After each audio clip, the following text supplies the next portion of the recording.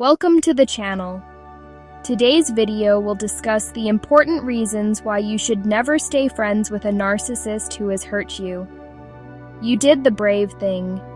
You walked away from a relationship that was chipping away at your spirit, a connection that left you feeling drained, confused, smaller than you were before. You took a deep breath, believing the hardest part was over, and that the long, quiet road to healing could finally begin. Then, just as you start to find your footing, a message arrives. It is from the very person who caused the hurt. They ask a simple, yet profoundly complicated question. Can we still be friends? This moment can send a wave of confusion through you, making you second-guess your decision to leave. Before we explore the reasons behind the "let's be friends" offer, it is important to have a clear understanding of what we mean by narcissist here. This word is not used to label someone casually or to be unkind. They believe they are special and superior and expect others to treat them accordingly. A key characteristic is a lack of empathy. They can perform concern in public, then become cold, dismissive, or cruel when you are alone. Your feelings are secondary to their need for validation and control.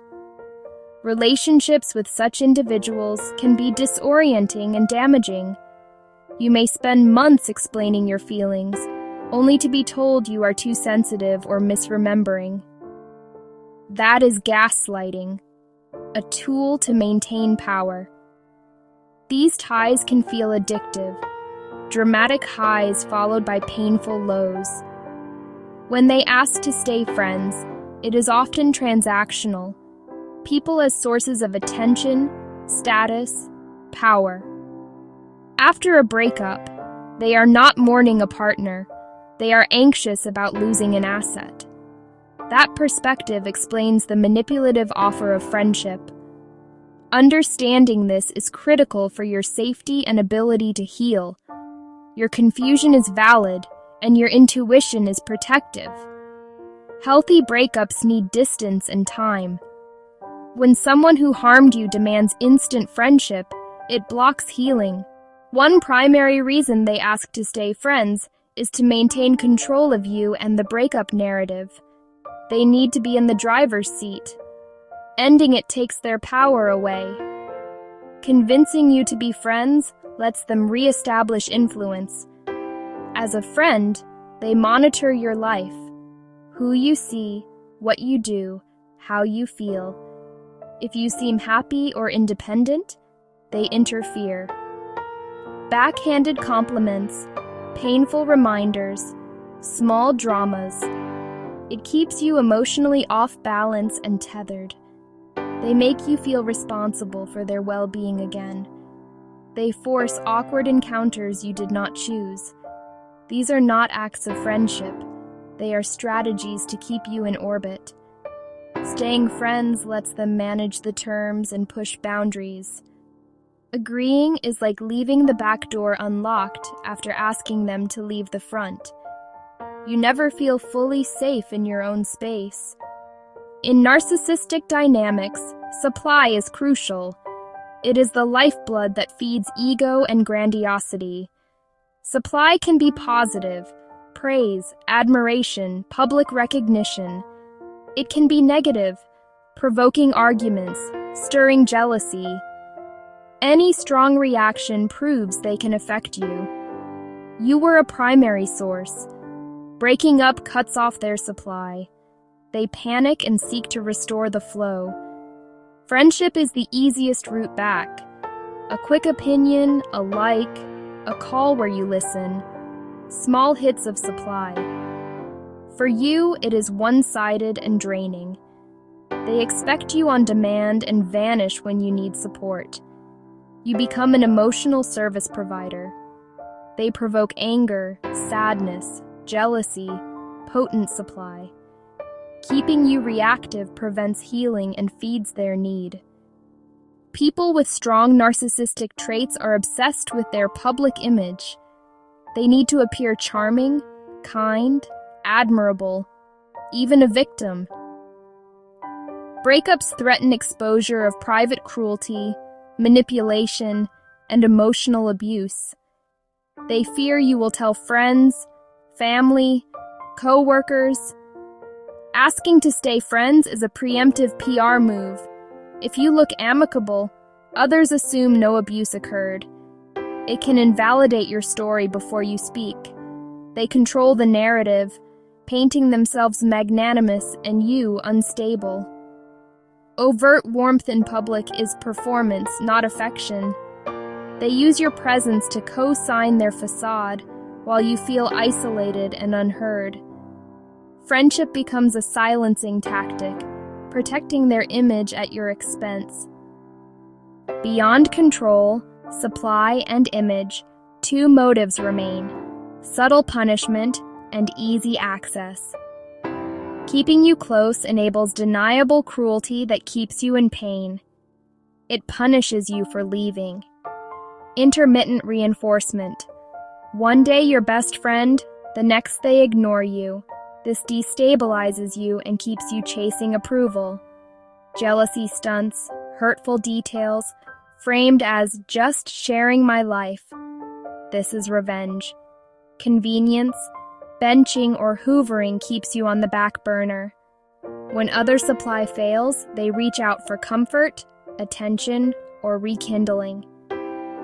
Friendship grants access to your events, groups, even family. Their presence becomes a low-level trigger. You cannot relax or move on. This friendship is not a bridge to health, it is a cage. A clean break is the path to freedom. Agreeing to stay friends is not neutral. It prolongs harm and stalls healing.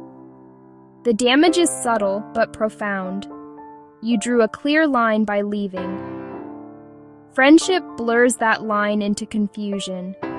You do not feel safe, yet feel obligated to be polite and responsive. Every text, call, and friendly encounter can trigger flashbacks.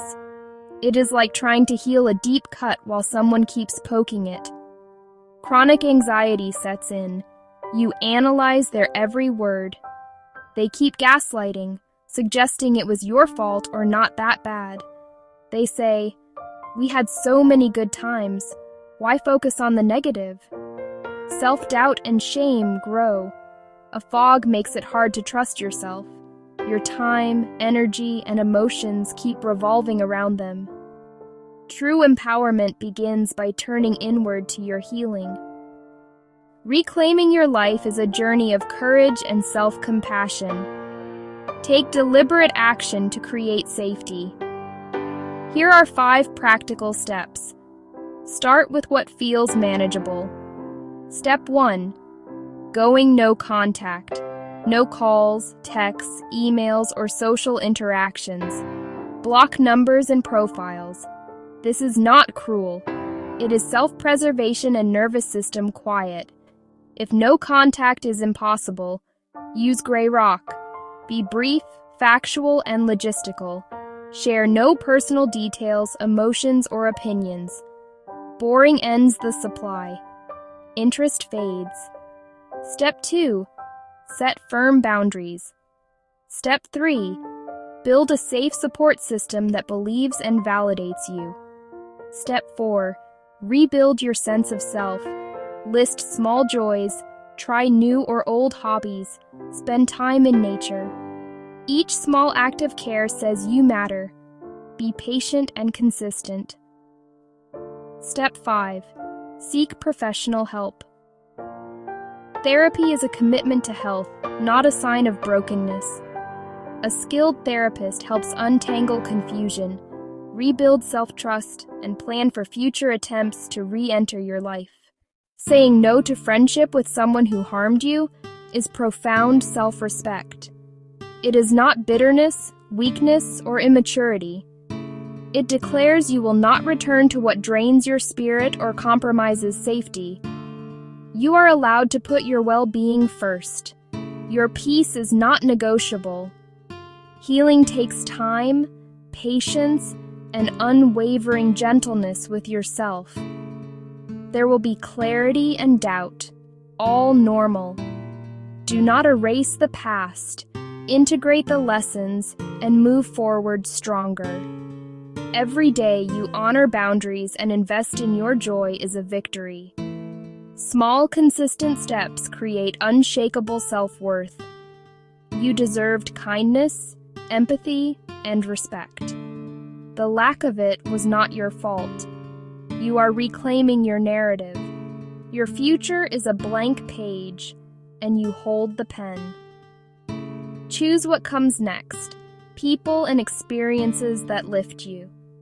Thank you for watching and investing in your healing. Be gentle with yourself. You are resilient, capable, worthy of connection, safety, and peace.